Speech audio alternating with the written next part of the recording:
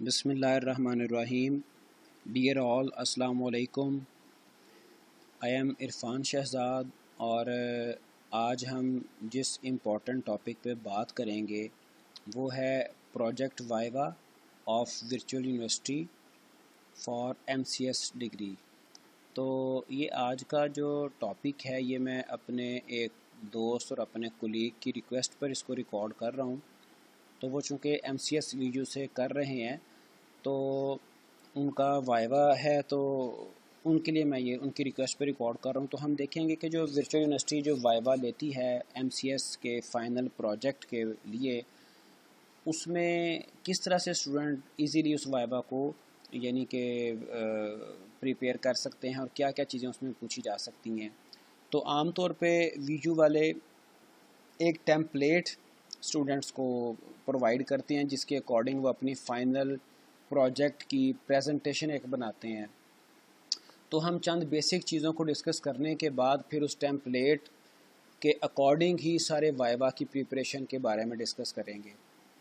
तो आज का जो हमारा इस डिस्कशन का जो एजेंडा है उसमें हम जो वाइवा का टेम्पलेट है उसके अकॉर्डिंग चलेंगे और उसमें क्या चीज़ें शामिल हैं। यूएमएल डायग्राम्स आमतौर पे उस टेम्पलेट में शामिल होती हैं। 3 यूएमएल डायग्राम्स हैं।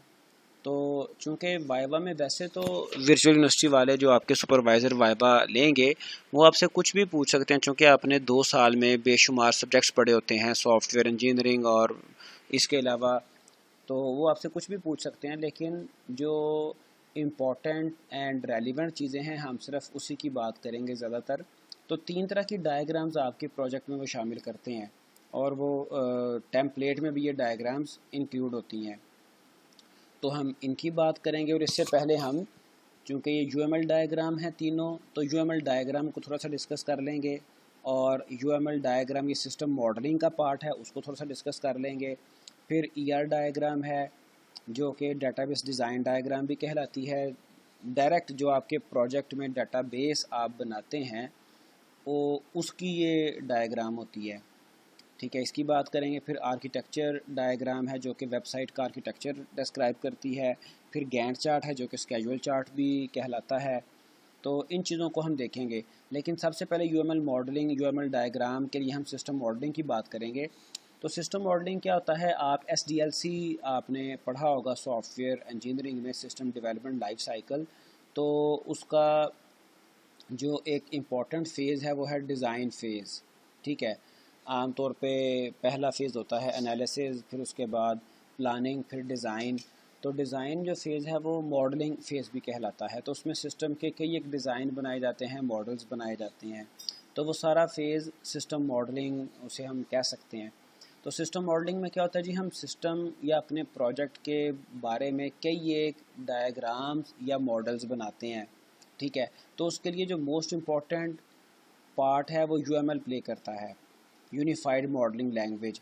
तो यूनिफाइड मॉडलिंग लैंग्वेज में 14 डिफरेंट टाइप की डायग्राम्स पाई जाती हैं, लेकिन वर्चुअल यूनिवर्सिटी प्रोजेक्ट में तकरीबन 3-4 डायग्राम शामिल करती है। तो हम उनकी ही बात करेंगे। तो ये जो यूएमएल थी इसकी थोड़ी सी हिस्ट्री आपको बताता चलो। 1990s में ये प्रपोज़ की गई और 2004 में UML2 इसका मेजर एक रिलीज़ आया। इसके दरमियान भी कई एक इसकी रिलीज़ आई, कई एक वर्जन्स आए, लेकिन UML2 एक इम्पॉर्टेंट इसकी रिलीज़ थी। उसके बाद UML 2.5 जो कि करंट इसकी रिलीज़ है 2015 में आई और इसी रिलीज़ में UML की 14 डायग्राम्स फाइनलाइज़ की गई। पहले 13 और डिफरेंट नंबर ऑफ़ डायग्राम्स चलती रही थी, लेकिन 2015 के UML 2.5 में 14 डायग्राम्स फाइनलाइज़ की गई और ये इंटरनेशनली एक एक्सेप्टेड मॉडलिंग लैंग्वेज भी कहलाती है, UML modelling language, unified modelling language. तो इस डायग्राम में आप देख सकते हैं ये 14 किस्म की मुख्तलिफ डायग्राम्स को 2 बेसिक टाइप्स में डिवाइड किया जाता है। एक स्ट्रक्चरल डायग्राम होती हैं, एक बिहेवियरल डायग्राम होती हैं। स्ट्रक्चरल क्या है कि जो कि सिस्टम या आपके प्रोजेक्ट का स्ट्रक्चर डिस्क्राइब करती हैं, उसके कंपोनेंट्स के बारे में बताती हैं कि जिस तरह से घर का स्ट्रक्चर होता है, घर का हम एक आर्किटेक्चर बनवा लेते हैं, नक्शा बनवा लेते हैं जिसमें ये रिप्रेजेंटेशन होती है कि कितने कमरे हैं और कहाँ कहाँ पर कौन कौन सा कमरा है और हर कमरे की क्या क्या डायमेंशन है। बिल्कुल उसी तरह से ये स्ट्रक्चरल डायग्राम्स होती हैं जो कि हमारे प्रोजेक्ट का स्ट्रक्चर डिस्क्राइब करती हैं। और दूसरी टाइप की डायग्राम्स बिहेवियरल डायग्राम्स हैं जो कि चूँकि हमारा प्रोजेक्ट है, सिस्टम बिहेव करता है, सिस्टम के कुछ फंक्शंस होते हैं, कोई मेथड्स होते हैं, फंक्शनैलिटी होती है, तो वो किस तरह से फंक्शनैलिटी परफॉर्म करेगा, वो बिहेवियरल डायग्राम। तो क्लास डायग्राम एक होती है जो कि स्ट्रक्चर डायग्राम, ये वीडियो शामिल करता है प्रोजेक्ट में, और फिर यूज़ केस डायग्राम है ये बिहेवियरल, और सीक्वेंस डायग्राम ये भी बिहेवियरल। तो हम ख़ास तौर पे इन 3 डायग्राम्स की बात करेंगे। तो टेम्पलेट जो वीडियो वाले स्टार्ट करते हैं वो आमतौर पे फर्स्ट पे ये स्लाइड होती है, और उसके बाद आपका जो प्रोजेक्ट है उसका टाइटल आप शामिल करते हैं। ठीक है, जो भी आपका प्रोजेक्ट होगा, चूँकि मैं जिस फ्रेंड की रिक्वेस्ट पे ये रिकॉर्डिंग कर रहा हूँ उनका टाइटल यही है, family medical history online portal. तो आप अपने प्रोजेक्ट का यहाँ पे टाइटल शामिल करेंगे। उसके बाद अगली स्लाइड में ग्रुप मेंबर्स इंट्रोडक्शन। तो अगर आप अकेले वर्क कर रहे हैं तो फिर तो आप यूँ लिख सकते हैं, I am a single member, और अपना नाम लिखेंगे और अपना वीजू का जो भी आपका रोल नंबर है, आईडी है, वो आप लिखेंगे। But if you are working in a group, फिर आप क्या करेंगे, फिर आप अपने टीम मेंबर्स की इंफॉर्मेशन एक टेबुलर फॉर्म में दे सकते हैं। ठीक है, मुख्तलिफ आप कॉलम्स बना सकते हैं। उसका पहला कॉलम क्या होगा, जिसमें आप नाम फ़र्ज़ करें लिख लेते हैं, ठीक है, और दूसरे कॉलम में आप जो है वो लिख देते हैं रोल नंबर्स या आईडीज़, और उसके बाद आप अपना रोल इंक्लूड कर सकते हैं कि आपका प्रोजेक्ट में क्या क्या रोल है, आपने प्रोजेक्ट में क्या क्या कंट्रीब्यूट किया है। ठीक है, but if you are single, फिर कोई ऐसे मतलब कि टेबल की ज़रूरत नहीं है। फिर आप सिर्फ यही कह सकते हैं कि I am a single member, अपना नाम लिखें, अपना वीडियो आईडी लिखें और बात ख़त्म। उसके बाद अगली जो स्लाइड आती है उसमें है इंट्रोडक्शन ऑफ प्रोजेक्ट। तो आपको जब प्रोजेक्ट आप चूज़ करते हैं तो सबसे पहले एक कोई 2-3 पेजेस का, 4 पेजेस का आपको एक डॉक्यूमेंट मिल जाता है जिसमें आपके प्रोजेक्ट के बारे में डिटेल्स मौजूद होती हैं। फिर आप डॉक्यूमेंटेशन करते हैं, उसमें आप इंट्रोडक्शन भी लिखते हैं, तो आप वही इंट्रोडक्शन यहाँ पे शामिल कर सकते हैं। ठीक है, तो ये आपने अपनी प्रीवियस जो आपने कोई 2-3 डॉक्यूमेंट्स प्रोजेक्ट बनाते वक्त बनाए होंगे, वहाँ से ही आप ये टेक्स्ट ले सकते हैं। ठीक है, तो ये आम तौर पे इंट्रोडक्शन ऑफ प्रोजेक्ट, ये तकरीबन 2 से 3 स्लाइड्स पे आप इसको मतलब के फैला सकते हैं। उसके बाद आ जाती है यूज़ केस डायग्राम। अब आपको ये पीछे मैं बता चुका हूँ कि यूज़ केस डायग्राम ये UML जो मॉडलिंग डायग्राम, जो यूनिफाइड मॉडलिंग लैंग्वेज, उसकी एक इम्पॉर्टेंट डायग्राम है। ठीक है, use case diagrams are usually referred to as behaviour diagrams used to describe the systems high level requirement. अब ये जो यूज़ केस डायग्राम है ये हाई लेवल रिक्वायरमेंट्स डिस्क्राइब करती है सिस्टम की, यानी कि सिस्टम ने क्या क्या फंक्शनैलिटीज़ परफॉर्म करनी है। फंक्शनल रिक्वायरमेंट्स भी आप इसको कह सकते हैं। ठीक है, कि सिस्टम क्या क्या फंक्शनैलिटी परफॉर्म करेगा वो यूज़ केस डायग्राम बताएगी। ठीक है जी, तो these requirements are expressed through different use cases. तो ये डिफरेंट यूज़ केसेस के साथ ये रिक्वायरमेंट्स एक्सप्रेस की जाती हैं। यूज़ केस एक ओवल की शेप में हम बनाते हैं, आगे हम इसकी बात करते हैं, इसके नोटेशंस की भी, सैम्बल्स की भी। तो we notice 4 main components of this UML diagram. इसमें 4 बेसिक कंपोनेंट्स होते हैं। एक होता है सिस्टम को रेक्टेंगुलर बॉक्स में रिप्रेजेंट किया जाता है। फिर फंक्शनल रिक्वायरमेंट्स होती हैं या सिंपल रिक्वायरमेंट्स कह सकते हैं, represented as use cases, a verb describing an action represented with oval. ठीक है जी, फिर एक्टर्स होते हैं। एक्टर्स हमारे सिस्टम के साथ जो इंटरेक्ट करते हैं, जो कि डिफरेंट टाइप की फंक्शनैलिटी या रिक्वायरमेंट्स को परफॉर्म करते हैं। ह्यूमंस हो सकते हैं, सम टाइम वो कोई मशीन भी हो सकती है। ठीक है, they interact with the system. An actor can be a human being, an organisation or an internal or external application. तो ये हमने देखा कि ये ह्यूमन भी हो सकता है, कोई मशीन भी हो सकती है, कोई ऑर्गेनाइजेशन भी हो सकती है, कोई एप्लीकेशन, मशीन से मुराद एप्लीकेशन, कोई सॉफ्टवेयर, कोई एप्लीकेशन हो सकती है। ठीक है, उसके बाद रिलेशनशिप है। तो सिस्टम को हम, अच्छा रिलेशनशिप क्या है, वो जो एक्टर्स हैं उनको यूज़ केसेस के साथ रिलेट कर दिया जाता है, यानी कि ये बताया जाता है किस एक्टर ने कौन कौन सी यूज़ केसेस परफॉर्म करनी है, यानी कि कौन सा एक्टर कौन कौन से एक्शन परफॉर्म करेगा, कौन कौन सी रिक्वायरमेंट्स हैं उसकी। तो सिस्टम को इस तरह से रेक्टेंगुलर बॉक्स में रिप्रेजेंट किया जाता है। जो फंक्शनल रिक्वायरमेंट्स हैं, जो यूज़ केसेस हैं, वो ओवल में रिप्रेजेंट की जाती हैं। आमतौर पे ये यानी कि कलर्ड भी हो सकता है और यानी कि सिंपल जिस तरह से ये रेक्टेंगुलर है, इसके एजेस होंगे और दरमियान में से एम्प्टी भी हो सकता है। फिर उसके अलावा ये एक्टर्स हैं, एक्टर को इस शेप से रिप्रेजेंट किया जाता है। रिलेशनशिप को हम आमतौर पे एक सिंगल लाइन के साथ रिप्रेजेंट करते हैं। तो यूज़ केस डायग्राम, जैसे ये यूज़ केस डायग्राम यहाँ पर शो की गई है इसी सिस्टम की family medical history online portal की। तो इसमें देखें ये दो एक्टर्स हैं, एक है एक्टर फैमिली हेड और एक एक्टर है एडमिन। तो सिस्टम में ये क्या क्या फंक्शनैलिटी परफॉर्म करेंगे, मेंबर जो है वो रजिस्ट्रेशन कर सकता है। अब यहाँ पर ये जो ओवल हैं, ये सारे के सारे हाई लेवल रिक्वायरमेंट्स हैं, ठीक है, सिस्टम की फंक्शनैलिटीज़ हैं। और उसमें आप ये देख लें कि दो एक्टर्स हैं इस डायग्राम में। एक ये रेक्टेंगुलर जो बॉक्स है, ये सिस्टम को रिप्रेजेंट करता है। यहाँ पर दो चीज़ें हमें नहीं नज़र आ रही हैं। एक तो ये इंक्लूड लिखा हुआ है, ये ठीक है, 2-3 जगह पे इंक्लूड लिखा हुआ है, फिर कहीं पे एक्सटेंड लिखा हुआ है। अब ये हमारे पास ये इंक्लूड और एक्सटेंड क्या, तो ये जो इंक्लूड और एक्सटेंड है ये रिलेशनशिप की टाइप है, यानी कि दो यूज़ केसेस आपस में रिलेट कर सकती हैं।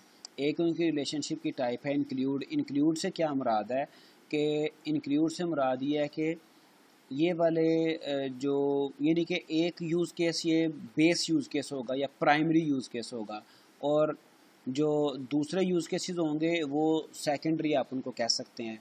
तो इंक्लूड में क्या होगा, जो सेकेंडरी यूज़ केस है वो प्राइमरी यूज़ केस के साथ इंक्लूड है। मतलब ये कि प्राइमरी यूज़ केस इस सेकेंडरी के बगैर कंप्लीट हो ही नहीं सकता। इंक्लूड से क्या मुराद है कि जो प्राइमरी यूज़ केस है वो सेकेंडरी यूज़ केस के बगैर इंक्लूड हो ही नहीं सकता, ठीक है। जबकि एक्सटेंड क्या कहता है, एक्सटेंड ये कहता है कि primary use case secondary use case के बगैर कंप्लीट तो हो सकता है, बट सम केसेस में सेकेंडरी यूज़ केस की भी ज़रूरत पड़ेगी। जैसे ये देखें, फैमिली जो इन्फॉर्मेशन है उसमें हमने चूँकि मेडिकल हिस्ट्री मेंटेन करनी है, तो डॉक्टर जो फैमिली डॉक्टर है उसका नाम लाजमी आएगा, उसको क्या क्या इश्यूज़ हैं, डायग्नोसिस उसने क्या क्या किया वो इन्फॉर्मेशन लाजमी आएगी, ट्रीटमेंट अगर कोई है तो वो इन्फॉर्मेशन लाजमी आएगी, ये तो शामिल है। लेकिन फैमिली कोई मेंबर है, उसके चिल्ड्रन हैं या नहीं, ये लाजमी नहीं है। हो सकता है उसके भी मैरिज ही ना हुई हो, वेडिंग ना हुई हो, तो उसके चिल्ड्रन भी ना हो। और अगर वेडिंग हुई है तो ये लाजमी नहीं है कि उसकी 4 वाइफ्स हैं। तो अगर 2 हैं, 3 हैं, 4 हैं या 1 है तो वो भी बहरहाल कंपलसरी नहीं है। तो इसलिए हमने यहाँ पे एक्सटेंड यूज़ किया, ठीक है। और पेरेंट्स भी हो सकता है उसके किसी फैमिली मेंबर के किसी हेड के हों या ना हो।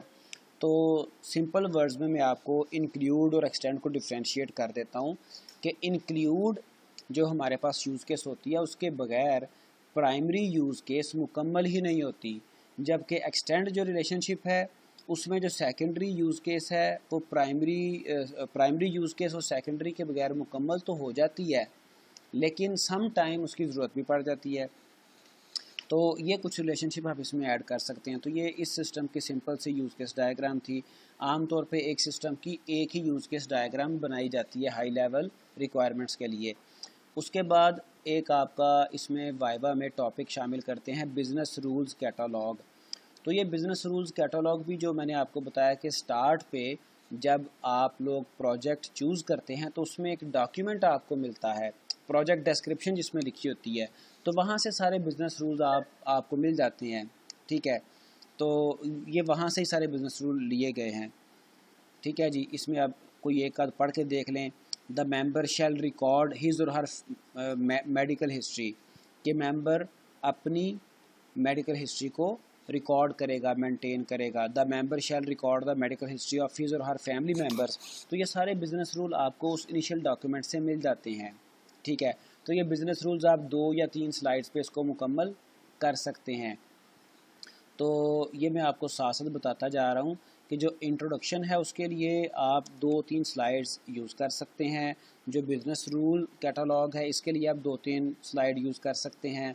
उसके अलावा ये जो यूज़ केस आपकी डायग्राम थी उसके लिए एक स्लाइड काफ़ी है, क्योंकि वो एक आपकी हाई लेवल डायग्राम बनती है। उसके बाद ये एक और स्लाइड आप शामिल करते हैं आर्किटेक्चरल डिज़ाइन। तो ये आपकी वेबसाइट का एक सिंपल सा आर्किटेक्चर सा बना दिया जाता है कि ये जो आपकी वेबसाइट है, जो भी आपके प्रोजेक्ट का नाम है उसमें ये डिफरेंट जो जो आपका नेविगेशन बार है उसमें ये सारे लिंक्स मौजूद होंगे। होम का लिंक होगा, फैमिली मेम्बर रजिस्ट्रेशन का, डायग्नोसिस का, ट्रीटमेंट और कॉन्टैक्ट अस।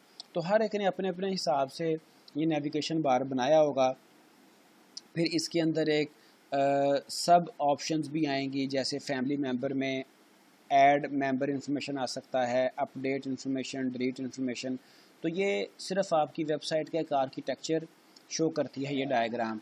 और ये कोई बहुत टेक्निकल डायग्राम नहीं है, ना तो ये यूएमएल डायग्राम में शामिल है।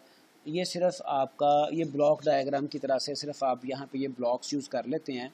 ये आपके कॉर्नर्स भी हो सकते हैं, थोड़े से एजेस भी इसमें हो सकते हैं, और ये आपके कर्व्ड भी एजेस हो सकते हैं। तो ये आप ब्लॉक्स यूज़ करते हैं जो कि आपके डिफरेंट नेविगेशन को, डिफरेंट लिंक्स को शो करने के लिए आप यूज़ कर लेते हैं। तो ये एक डायग्राम है, आर्किटेक्चरल डायग्राम। और उसके बाद टीम स्ट्रक्चर अगेन ये बिल्कुल वैसे ही है जैसे आपका शुरू पे मैंने ग्रुप इन्फॉर्मेशन के बारे में बताया था। तो यहाँ पर भी आप वही रिपीट कर सकते हैं। If you are a single member you can say I am the only member. तो आप कहेंगे so all the responsibilities are over my shoulder from analysis through coding and project submission. तो चूँकि एक मेंबर है उसमें फिर कोई टीम का स्ट्रक्चर नहीं होगा, उसमें कोई जो टास्क है उसकी डिवीज़न नहीं होगी।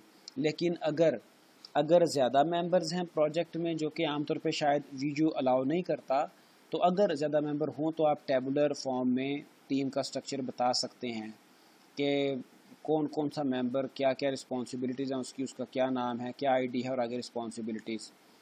तो ये इस तरह से आप स्ट्रक्चर एक बना सकते हैं। उसके बाद ये है प्रोजेक्ट स्केजुअल। तो प्रोजेक्ट स्केजुअल ये डायग्राम कहलाती है गैंट चार्ट, ठीक है। इसको स्केजुअल डायग्राम भी कहा जाता है, प्रोजेक्ट स्केजुअल भी कहा जाता है। तो ये गैंट चार्ट है। इसमें क्या होता है, इसमें नॉर्मली ये आपको यानी कि डायग्राम आप आमतौर पे टेम्पलेट मिल जाते हैं एक्सेल फॉर्मेट में भी, या फिर कोई आप डिज़ाइन टूल भी यूज़ कर सकते हैं। एमएस विजियो है, ठीक है, एमएस विजियो आप यूज़ कर सकते हैं। एमएस ड्रॉ भी है, और भी बेशुमार आपको ऑनलाइन फ्री टूल्स भी मिल जाते हैं। draw.io एक टूल है ऑनलाइन फ्री। तो आप कोई भी टूल यूज़ करके डायग्राम बना सकते हैं। तो जो प्रोजेक्ट स्केड्यूल है इसमें क्या होता है, इसमें आप अपने किसी भी टास्क की स्टार्ट डेट लिखते हैं, उसकी एंड डेट लिखते हैं और अपने टास्क का नाम लिखते हैं। तो यहाँ पर जो स्केड्यूल डायग्राम बनाई गई, प्रोजेक्ट स्केड्यूल शो किया गया, गैंट चार्ट बनाया गया, उसमें जो आपका एसआरएस डायग्राम, सॉरी एसआरएस जो आपका एसआरएस कह रहा हूँ, सॉरी आपका जो एसडीएलसी जो है आपका soft system development life cycle, उसके फेजेस को ही इंक्लूड किया गया है। एसआरएस डॉक्यूमेंट, आपका डिज़ाइन डॉक्यूमेंट, टेस्ट फेज़ और फाइनल डिलीवरेबल, उसी के अकॉर्डिंग ये सारे एक्टिविटीज़ शामिल की गई हैं। एसआरएस आपके पहले दूसरे फेज़ में बन जाता है, यानी कि रिक्वायरमेंट्स गैदरिंग में आप एसआरएस बना लेते हैं। डिज़ाइन आपका एनालिसिस के बाद प्लानिंग और डिज़ाइन आपका फिर डॉक्यूमेंट बन जाता है। फिर टेस्ट फेज़ आपका कोडिंग के बाद आप टेस्ट फेज़ पे आ जाते हैं और फाइनल डिलीवरेबल। तो ये भी आप एक्टिविटीज़ शामिल कर सकते हैं। अदरवाइज़ आप एनालिसिस, ठीक है, प्लानिंग, मैं सिर्फ इनिशियल लिख रहा हूँ, analysis, planning, design, coding, testing और डिप्लॉयमेंट, यानी कि 5-6 फेजेस आप डिफरेंट वेज में ये स्केड्यूल डायग्राम बना सकते हैं। अगर आप एसडीएलसी के फेजेस लिखेंगे फिर एनालिसिस फेज़ आ जाएगा, प्लानिंग फ़ेज़ और design phase, coding phase, testing phase and deployment phase. बहरहाल इट्स अप टू यू कि आप यहाँ पे कौन सी एक्टिविटीज़ के साथ अपना स्केड्यूल ड्रॉ करते हैं। बताना सिर्फ आपने ये होता है कि हमारा प्रोजेक्ट कब शुरू हो रहा है और कब ये फाइनली ये कंप्लीट हो जाएगा, ठीक है। तो अगर आपके 6-7 आप एक्टिविटीज़ शो कर देते हैं, या इससे भी ज़्यादा की जा सकती हैं, इससे कम भी की जा सकती हैं, तो उसके अकॉर्डिंग ही आपने अपने टाइम को डिवाइड करना होता है। तो यहाँ पर ये देख लें कि उसके बाद ये आपकी एक्टिविटीज़ शो कर दी गई हैं। यहाँ पर ये आपको साफ साफ नज़र आ रहा है कि एक एक्टिविटी ख़त्म होगी तो दूसरी शुरू होगी। तो गैंट चार्ट में कुछ कम्प्लेक्सिटीज़ भी हैं वैसे शामिल, कि आपकी बाज़ एक्टिविटीज़ ऐसी हैं जो कि पैरेलल भी चल सकती हैं, तो उसमें भी कुछ इश्यूज आ जाते हैं, लेकिन जनरल सी आप ये सिंपल सी डायग्राम बना सकते हैं प्रोजेक्ट स्केड्यूल। उसके बाद आपकी सीक्वेंस डायग्राम आ जाती है। सीक्वेंस डायग्राम अगेन एक यूएमएल डायग्राम है, यूनिफाइड मॉडलिंग लैंग्वेज की डायग्राम है। Sequence diagram shows different parts of a system work in a sequence to get something done. तो कोई भी काम करने के लिए, कोई भी फंक्शनैलिटी परफॉर्म करने के लिए, फंक्शन परफॉर्म करने के लिए, तो सीक्वेंस डायग्राम ये बताती है कि आपका सिस्टम डिफरेंट कंपोनेंट्स में कैसे वर्क कर रहा है और क्या क्या उसका सीक्वेंस है। और अगर आपको मज़ीद मैं एलैबोरेट कर दूं, तो जो यूज़ केस डायग्राम होती है उसमें जितने भी यूज़ केसेस हैं, तो इसमें जो सीक्वेंस डायग्राम है, जो हम यूज़ केस डायग्राम बनाते हैं, उसमें जितने भी यूज़ केसेस हमने बनाए होते हैं, ओवल में जो फंक्शनैलिटीज़ हमने लिखी होती हैं, सब के लिए एक कम अज़ कम एक सीक्वेंस डायग्राम बन जाती है। ठीक है, तो इसकी भी मुख्तलिफ नोटेशंस हैं, मैं उनको थोड़ा सा सिंपल वे में आपको एक्सप्लेन करने की कोशिश करूँगा। तो एक लाइफलाइन नोटेशन होती है। ठीक है, लाइफलाइन क्या है इसको हम देखते हैं। फिर एक एक्टिवेशन बार्स होते हैं, फिर मैसेज एरोज होते हैं। तो ये लाइफलाइन है जो कि किसी भी ऑब्जेक्ट की ओवरऑल लाइफ के बारे में डिस्कस कर रहा होता है कि कहाँ तक ये ऑब्जेक्ट इसकी लाइफ चल रही है। फिर एक्टिवेशन बार है। एक्टिवेशन बार क्या है, ये देखें, ये जो आपको छोटा सा एक बार नज़र आ रहा है, ये सिर्फ ये बता रहा है कि ये स्पेसिफिक ऑब्जेक्ट इस वक्त में यहाँ से लेके यहाँ तक एक्टिव रहा। ठीक है, जिस तरह से हम अगर बात करते हैं, हर बंदा अब एंड्रॉयड मोबाइल यूज़ कर रहा है, तो जितनी देर तक कोई भी एक पेज एक्टिव रहे, कोई एक एप्लीकेशन का कोई एक इंटरफेस एक्टिव रहे, अगर आप फेसबुक यूज़ कर रहे हैं तो, या व्हाट्सएप की बात करें, चूँकि व्हाट्सएप सारे यूज़ करते हैं, तो उसमें एक मेन पेज आ जाता है जिसमें सारे कॉन्टैक्ट्स नज़र आ रहे हैं। फिर एक और उसमें टैब आ जाता है जिसमें स्टेटस नज़र आ रहा होता है।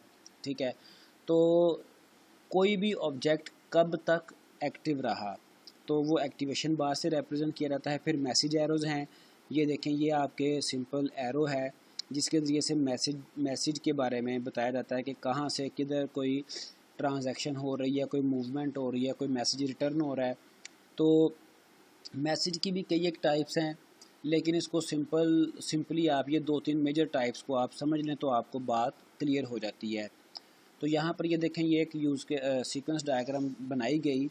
तो ये एक उसी प्रोजेक्ट के रेफरेंस में ये एक हेड मेंबर है वेब ब्राउज़र ये एक ऑब्जेक्ट है, उसकी ये लाइफलाइन और ये एक्टिवेशन भी साथ साथ नज़र आ रही है।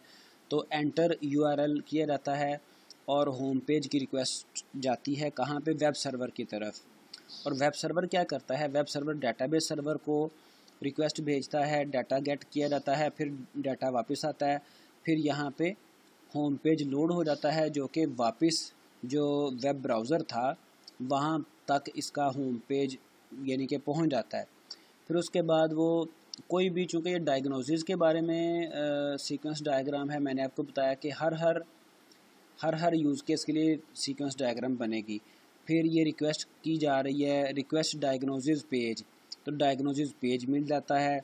फिर फिल डायग्नोसिस डाटा, उसमें डायग्नोसिस का डाटा, डॉक्टर और उसका डायग्नोसिस और ट्रीटमेंट वगैरह, वो इन्फॉर्मेशन एंटर की जाती है, डाटा पास किया जाता है। फिर डाटा जाता है डाटाबेस में डाटा सेव होता है। फिर ये मैसेज वापस आता है कि जी हमारा कोई भी पेशेंट था, उसकी रजिस्ट्रेशन, उसका डाटा रजिस्टर्ड हो चुका है। तो ये किसी भी एक यूज़ केस के बारे में मुकम्मल सीक्वेंस बता रहा है कि वो फंक्शनैलिटी, वो रिक्वायरमेंट किस तरह से कंप्लीट होगी।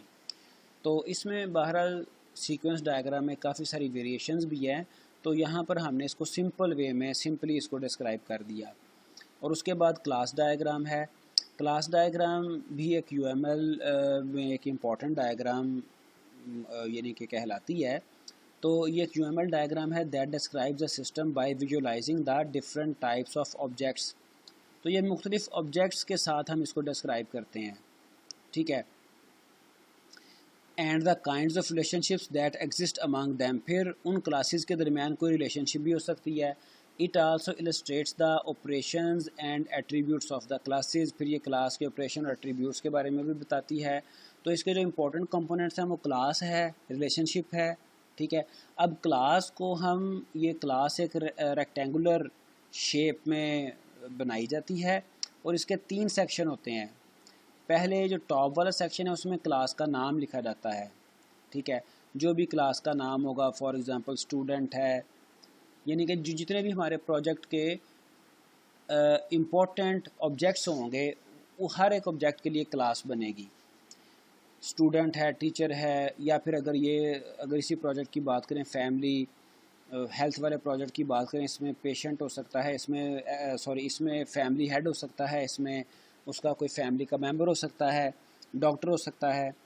तो पहले सेक्शन में क्लास का नाम लिखा जाता है। दूसरे सेक्शन में क्लास में जो एट्रीब्यूट्स हैं, जो डाटा है, जो वेरिएबल्स हैं वो लिखे जाते हैं। एट्रीब्यूट 1 जो भी वेरिएबल होगा और उसकी टाइप, वो किस टाइप का है। और तीसरे सेक्शन में जो मेथड्स हैं, फंक्शंस कह सकते हैं, मेथड्स कह सकते हैं, ऑपरेशन कह सकते हैं, उनके नाम लिखे जाते हैं, साथ उनकी आर्ग्यूमेंट लिस्ट दी जाती है और साथ उसकी रिटर्न टाइप बताई जाती है। तो इस तरह से क्लास हम बना लेते हैं जितनी भी हमारे सिस्टम की क्लासेस हैं। और फिर जो रिलेशनशिप है उसके लिए कई एक किस्म की रिलेशनशिप पाई जाती हैं। एसोसिएशन सबसे कॉमन है जो कि लाजमी तौर पे आती है। उसके बाद इनहेरिटेंस है। इनहेरिटेंस एक क्लास की कोई सब क्लास भी हो सकती है, चाइल्ड क्लास जिसे हम कह सकते हैं, ठीक है। तो इसके अलावा बाकी भी रिलेशनशिप्स हैं, लेकिन ये 2 इम्पॉर्टेंट हैं। तो इसी कॉन्सेप्ट की बेस पे हम ये देखते हैं कि हमने क्लास डायग्राम बनानी कैसे है, उसके लिए प्रोसेस क्या हो सकता है। सबसे पहला स्टेप होता है आइडेंटिफाई द क्लास नेम। सबसे पहले हमने अपने प्रोजेक्ट में क्लास नेम्स आइडेंटिफाई करना होते हैं। सारी क्लासेस हमने एक्चुअली आइडेंटिफाई करना होती हैं। उसके बाद हम रिलेशनशिप डिस्टिंग्विश करते हैं कि किस क्लास का दूसरी क्लास के साथ किस तरह का रिलेशनशिप है, ठीक है। और रिलेशनशिप के बाद हम उसका स्ट्रक्चर ड्रॉ करते हैं, बनाते हैं। जैसे ये डायग्राम देखें, इसमें ये फैमिली का हेड है, ठीक है। टॉप पे क्लास का नाम आ गया। क्लास का नाम क्या है? हेड। उसके आगे एट्रीब्यूट्स आ गए और उसमें ये एक मेथड आ गया, ठीक है। अब इसकी रिलेशनशिप क्या है? 1 to many, 1 for 1 and for many, यानी कि एक हेड के बहुत सारे फैमिली मेम्बर्स हो सकते हैं। उसके बच्चे हो सकते हैं, उसकी बीवी हो सकती है, पेरेंट्स हो सकते हैं। फिर फैमिली हेड, इसकी सारी इन्फॉर्मेशन आ गई, इसके ये एट्रीब्यूट्स आ गए, इसका मेथड कोई नहीं है, ठीक है। वो सेक्शन हमने एम्प्टी छोड़ दिया। फिर फैमिली हेड का मेडिकल कंडीशन के साथ 1 to मैनी का रिलेशन है, यानी कि एक फैमिली मेम्बर, बहुत सारी उसकी मेडिकल कंडीशंस हो सकती हैं। हो सकता है एक फैमिली मेम्बर अगर उसको कोई प्रॉब्लम है तो उसे जनाब वो ब्लड प्रेशर का भी इशू हो, उसे शुगर का भी इशू हो, तो एक मेंबर की मल्टीपल कंडीशंस हो सकती हैं। तो इसमें ये एट्रीब्यूट्स आ गए और उसके बाद ये इसका मेथड आ गया। फिर जो मेडिकल कंडीशन है उसके साथ फर्दर 2 क्लासेस का रिलेशन चल रहा है। एक है ट्रीटमेंट जो कि मेडिकल ट्रीटमेंट है, ठीक है, और उसमें इसके एट्रीब्यूट्स आ गए और मेथड इसका कोई नहीं है। फिर एक है प्रोसीजर में, यानी कि मेडिकल कंडीशन नीड प्रोसीजर से क्या मुराद है कि ऑपरेशन, तो इसके भी एट्रीब्यूट्स आ गए, इसका कोई मेथड नहीं है। तो इस तरह से हम ये क्लास डायग्राम भी बना लेते हैं। ये भी एक UML डायग्राम में इम्पॉर्टेंट डायग्राम है। और उसके बाद एक डायग्राम आती है एंटिटी रिलेशनशिप डायग्राम, जिसको ER डायग्राम भी कहा जाता है। अब ER डायग्राम भी डायग्राम्स में से बहुत इम्पॉर्टेंट डायग्राम है। तो इसमें ये देखें 3 वर्ड हैं, एक एंटिटी और एक रिलेशनशिप और तीसरा तो सिंपल डायग्राम को रिप्रेजेंट कर रहा है। तो एंटिटी से क्या मुराद है हमारे प्रोजेक्ट में? अच्छा, ये आपको बता दूं कि इस डायग्राम को डाटाबेस डायग्राम भी कहा जाता है। इस डायग्राम को डाटाबेस डायग्राम, DB डायग्राम भी कहा जाता है। तो हमारे प्रोजेक्ट में जितने भी इम्पोर्टेंट चीज़ें हैं या इम्पोर्टेंट पर्सन्स हैं, इम्पॉर्टेंट ऑब्जेक्ट्स हैं उनको हम एंटिटीज़ कहते हैं। मसलन ये फैमिली हेल्थ सिस्टम की अगर हम बात करें तो इसमें फैमिली का हेड है, ठीक है, उसके फैमिली मेम्बर्स हैं, ठीक है, और डॉक्टर हो सकता है। तो लेकिन घर पे अगर कोई मुलाज़म काम कर रहा है, अगर कोई सर्वेंट है, तो वो हमारे इस प्रोजेक्ट के लिहाज से इम्पोर्टेंट नहीं होगा। अगर हम किसी कॉलेज की बात कर लें तो कॉलेज में स्टूडेंट्स इंपॉर्टेंट हैं, कॉलेज में टीचर्स इंपॉर्टेंट हैं, कॉलेज में मैनेजमेंट इंपॉर्टेंट है, ठीक है, लेकिन कॉलेज में जो स्टेशनरी होगी वो इम्पॉर्टेंट नहीं होगी। तो बहरहाल हम अपनी डेटाबेस में जिस जिस चीज़ का रिकॉर्ड सेव करना चाह रहे हैं वो चीज़ इम्पॉर्टेंट है और उसको हम एज एन एंटिटी आइडेंटिफाई कर लेंगे। एंटिटी रिलेशनशिप डायग्राम क्या है जी? Are essential to modelling anything from simple to complex databases. ये एक्चुअली सिंपल से लेके कॉम्प्लेक्स डेटाबेसेस को मॉडल करने के लिए यूज़ की जाती है by defining the entities, their attributes and showing the relationship between them. तो हम अपने प्रोजेक्ट में, अपनी डोमेन में, जिसको जो हम प्रोजेक्ट कर रहे हैं वो हमारी डोमेन होती है, उसको हम यूनिवर्स ऑफ डिस्कोर्स भी कह सकते हैं, ठीक है, तो हम मिनी वर्ल्ड भी कह सकते हैं। हम अपने प्रोजेक्ट डोमेन में एंटिटीज़ आइडेंटिफाई करते हैं, फिर हर एंटिटी के कुछ एट्रीब्यूट्स हो सकते हैं। मसलन अगर स्टूडेंट एंटिटी है तो स्टूडेंट का नाम होगा, उसका रोल नंबर होगा, उसकी क्लास होगी, उसके सब्जेक्ट्स होंगे। अच्छा, एंटिटीज़ हमने आइडेंटिफाई कर ली, उनके एट्रीब्यूट्स आइडेंटिफाई कर लिए, फिर हम उन एंटिटीज़ के दरमियान में रिलेशनशिप बताते हैं, ठीक है जी। तो इस डायग्राम के लिए जो डिफरेंट सैम्बल्स हैं वो हम देख लेते हैं। एंटिटी को हम इस तरह के सैम्बल से रिप्रेजेंट करते हैं कि रेक्टेंगुलर सैम्बल है हमारा जिसे हम रिप्रेजेंट कर लेते हैं। तो आपको बता दिए कि जितने भी इम्पोर्टेंट ऑब्जेक्ट्स हैं हमारे प्रोजेक्ट के साथ वो एंटिटी बनते हैं, हम उनको आइडेंटिफाई कर लेते हैं। उसके बाद वीक एंटिटी है। वीक एंटिटी एक्चुअली एंटिटी के ऊपर डिपेंड कर रही है, यानी कि वीक एंटिटी की खुद से कोई सिग्निफिकेंस नहीं होती, ठीक है, ये एंटिटी के ऊपर डिपेंड कर रही होती है। फॉर एग्ज़ाम्पल अगर किसी कंपनी में, किसी इदारे में कोई एम्प्लॉई है तो उस कंपनी की डेटाबेस में एम्प्लॉई के चिल्ड्रन का भी, बच्चों का भी अगर कोई डाटा सेव है due to actual entity, due to parent, ठीक है, तो ये जो चाइल्ड हैं ये वीक एंटिटी होगी।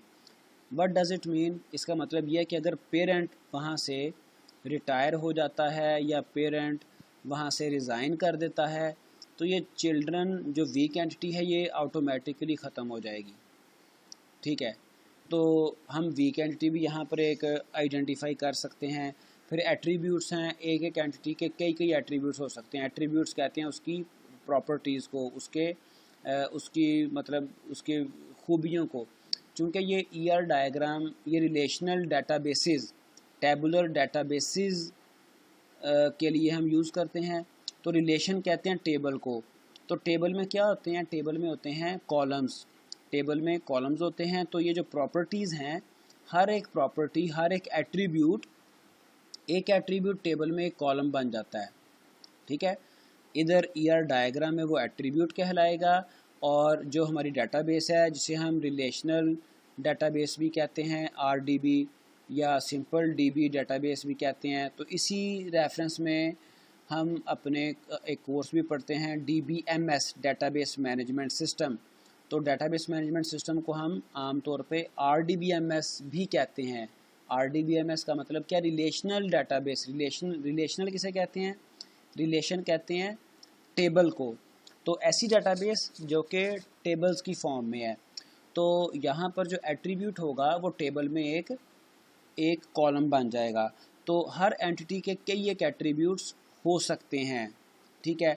अब फॉर एग्ज़ाम्पल अगर जैसे मैंने एम्प्लॉय की बात की, एम्प्लॉय है, एम्प्लॉय का नेम होगा, एम्प्लॉय का आईडी होगा, ठीक है, एम्प्लॉय का डेजिग्नेशन होगा, एम्प्लॉय की डेट ऑफ बर्थ हो सकती है। तो ये सारे एट्रीब्यूट्स एक एंटिटी के हम आइडेंटिफाई कर सकते हैं। फिर एट्रीब्यूट के अलावा एक मल्टी वैल्यूड एट्रीब्यूट भी होते हैं। मल्टी वैल्यूड से क्या मुराद है कि फॉर एग्ज़ाम्पल अगर हम यहाँ पे एक एट्रीब्यूट हमने आइडेंटिफाई किया फ़ोन नंबर, तो हो सकता है किसी एम्प्लॉय के 2 कॉन्टैक्ट नंबर, 2 फ़ोन नंबर हों, तो वो मल्टी वैल्यू आ गए, उसमें मल्टी वैल्यूड एट्रीब्यूट आ गया। तो इसके अलावा एक डिराइव्ड एट्रीब्यूट भी हो सकता है। डिराइव्ड से क्या मुराद है, अगर हमने किसी एक, फॉर एग्ज़ाम्पल यही हमारा था एम्प्लॉय था, तो इसका हमने एक एट्रीब्यूट निकाला, बनाया, ये है date of birth. Date of birth, तो आमतौर पे ये भी आपको बता दूं कि हम डेटाबेसेस में एज नहीं लिखते। कभी भी अगर हमने किसी एम्प्लॉय की, किसी स्टूडेंट की, टीचर की, हमें एज से रिलेटेड कोई एंट्री करनी पड़े तो हम एज एंटर नहीं करते बल्कि डेट ऑफ बर्थ एंटर करते हैं। तो डेट ऑफ बर्थ एंटर करने का बेनिफिट क्या है कि अगर 10 साल पहले डेटाबेस बनाई गई तो आज भी आप इस डेट ऑफ बर्थ को करंट सिस्टम डेट से या करंट डेट से माइनस करें तो आपको एज आपको मिल जाती है। ठीक है, मतलब कि जो भी किसी एम्प्लॉय की डेट ऑफ बर्थ होगी, यू कैन से अगर उसकी डेट ऑफ बर्थ है 1 मार्च और 1970, ठीक है, तो डेट ऑफ बर्थ एंटर करने का बेनिफिट क्या होगा कि आप इसको करंट डेट से माइनस करेंगे। करंट डेट क्या है, हम क्या फ़र्ज़ करें, हम कहते हैं जी करंट डेट है 1 मार्च 2020, हालांकि ये है तो नहीं, लेकिन मैं सिर्फ आसानी के लिए आपको बताना चाह रहा हूँ। तो हम क्या करेंगे, करंट डेट से जो डेट ऑफ बर्थ है उसको माइनस करेंगे, तो हमें क्या मिल जाएगी, हमें मिल जाएगी एज। ठीक है, क्या मिलेगी, एज। अब जो एज है ये असल में इस सिस्टम में हमने सेव नहीं की थी। ये एज क्या है, ये डिराइव्ड एट्रीब्यूट है। कहाँ से डिराइव किया गया, डेट ऑफ बर्थ से। तो डेट ऑफ बर्थ के साथ हम यहाँ पे ये डॉटेड लाइन के साथ एज का एट्रीब्यूट लिख सकते हैं, तो ये होगा डिराइव्ड एट्रीब्यूट। ठीक है जी, तो एट्रीब्यूट हो गया, मल्टी वैल्यूड एट्रीब्यूट हो गया, डिराइव्ड एट्रीब्यूट हो गया। उसके बाद रिलेशनशिप आ सकती है, दो एंटिटीज़ का आपस में रिलेशनशिप, जिस तरह से हमने क्लास की रिलेशनशिप देखी थी बिल्कुल वैसे ही रिलेशनशिप है। ठीक है, तो फिर एक वीक रिलेशनशिप भी है। तो वीक रिलेशनशिप कहाँ पे आएगी, वीक एंटिटी के साथ। ठीक है जी, तो ये कुछ नोटेशंस थी ईआर डायग्राम में। तो हमने अपने सिस्टम की ईआर डायग्राम यहाँ पे ये देखें बनाई हुई है। ये एक हेड है, हेड क्या है, एंटिटी। ठीक है जी, उस हेड के ये एट्रीब्यूट्स हैं। फिर ये फैमिली मेम्बर है, फैमिली मेम्बर के एट्रीब्यूट्स हैं। फिर हेड का और फैमिली मेम्बर का रिलेशन आपस में बता दिया गया, हेड मैनेज कर रहा है फैमिली मेम्बर्स को। फिर family members have medical condition, her member की कोई ना कोई मेडिकल कंडीशन होगी। फिर मेडिकल कंडीशन नीड प्रोसीजर और मेडिकल कंडीशन नीड ट्रीटमेंट, या तो उस मेडिकल कंडीशन के लिए सिंपल ट्रीटमेंट होगी यानी कि मेडिकेशन वगैरह होगी, मेडिसिन होंगी, या फिर उसका प्रोसीजर होगा, ऑपरेशन होगा। ठीक है जी, तो ये इस तरह से आप भी अपने सिस्टम की ईआर डायग्राम बना सकते हैं। और जब आपसे सुपरवाइज़र पूछता है तो आप इन चीज़ों को, अगर आपको इन चीज़ों का पता होगा तो इनमें से कुछ भी वो पूछ सकता है, डिपेंड्स अपॉन द सुपरवाइज़र। वो कुछ भी आपसे पूछे तो आपको आइडिया होना चाहिए। तो इसके बाद ईआर डायग्राम के बाद जो एक टेम्पलेट है उसमें आपने अपनी वेबसाइट का इंटरफेस शामिल करना होता है, ग्राफिकल यूज़र इंटरफेस। तो इसमें आप एक आध 2-3 स्क्रीन शामिल कर सकते हैं। मैंने सिर्फ आसानी के लिए सिर्फ एक स्क्रीन शामिल की है। आप अपना जो भी आपका प्रोजेक्ट है उसकी 1, 2, 3 स्क्रीन, 2-3 स्लाइड्स में शामिल कर सकते हैं। और उसके बाद एंड पे जो आपका जो टेम्पलेट है वाइवा के लिए, उसमें जो टॉपिक शामिल किया जाता है वो है tools and technologies with reasoning. तो इसमें आपने अपना प्रोजेक्ट बनाने में जितने भी टूल्स, जो भी चीज़ें, टेक्नोलॉजीज़ आपने यूज़ की हैं वो सारी आप उनकी लिस्ट बना देते हैं, और वो आपने क्यों यूज़ की वो लिस्ट आप बना देते हैं। अब ये HTML आपने यूज़ की, क्यों यूज़ की, PHP यूज़ की, उसकी क्या वजह थी, CSS क्यों यूज़ की, MySQL क्यों यूज़ की, Adobe Photoshop क्यों यूज़ की, जावास्क्रिप्ट क्यों यूज़ की। इसके अलावा मैं आपको ये बता देता हूँ कि आपने जिस टूल में डिज़ाइन किया, फॉर एग्ज़ाम्पल आपने अगर ऑनलाइन डायग्राम्स बनाई हैं, draw.io आप लिख सकते हैं, वो आपने क्यों यूज़ किया। ठीक है, सॉरी ये स्पेलिंग मिस्टेक हो गई, draw.io। ठीक है, या फिर आपने अगर MS Visio यूज़ किया तो वो क्यों यूज़ किया, और आपने माइक्रोसॉफ्ट ऑफिस यूज़ किया तो वो क्यों यूज़ किया। तो जो जो टूल, टेक्निक, टेक्नोलॉजी आपने प्रोजेक्ट बनाने में यूज़ की वो आप सारी सब की लिस्ट दे सकते हैं। ठीक है, तो लाजिम नहीं है कि यही चीज़ें आएंगी, जो जो कुछ आपने यूज़ किया आपने वो उसकी लिस्ट प्रोवाइड करनी है।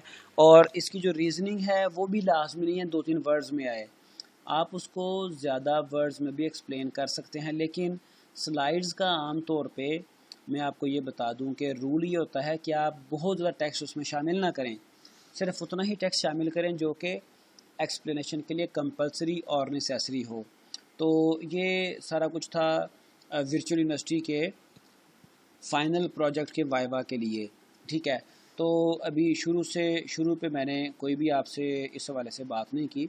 तो अगर आपको आज की वीडियो ख़ास तौर पे जो वर्चुअल यूनिवर्सिटी के स्टूडेंट्स हैं, ज़ाहिर बात है वही इसको सुनेंगे। अगर आपको ये इस वीडियो ने हेल्प किया तो आप हमारे चैनल को सब्सक्राइब करें, चूँकि इस पे इरफान शहजाद टेक चैनल, इस पे आपको टेक्नोलॉजी से रिलेटेड और स्टूडेंट्स को ख़ास तौर पे हेल्प के लिए बेशुमार मटेरियल अवेलेबल होगा। आजकल मैं सॉफ्टवेयर इंजीनियरिंग टीच कर रहा हूँ, उसके लेक्चर्स अवेलेबल होंगे। उसके अलावा ऑब्जेक्ट ओरिएंटेड प्रोग्रामिंग टीच कर रहा हूँ, उसके लेक्चर्स आप इस चैनल पे अवेलेबल होंगे।